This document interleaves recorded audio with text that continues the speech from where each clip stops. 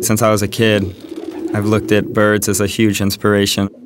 They're so calm that you can't help but just sort of be calm when you're in there.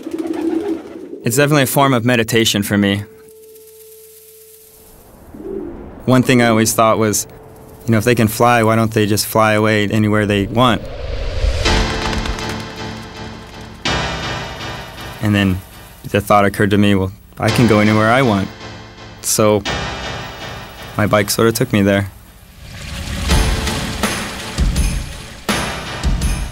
Growing up riding bikes, I never wanted to pin myself down to one particular style of riding. You're kind of able to express yourself in many different forms.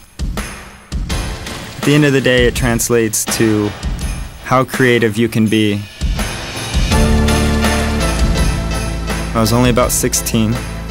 I worked construction an entire summer, and I used just about every penny I earned from that to buy my first real BMX bike.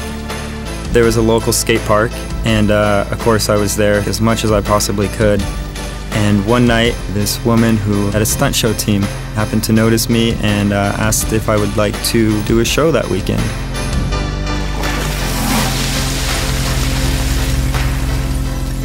By the time I finished high school, I was touring the country, and it sort of snowballed from there. I've been very grateful and humble for that ever since, to be able to do the same thing that I was doing when I was 15 years old, digging holes and riding my bike.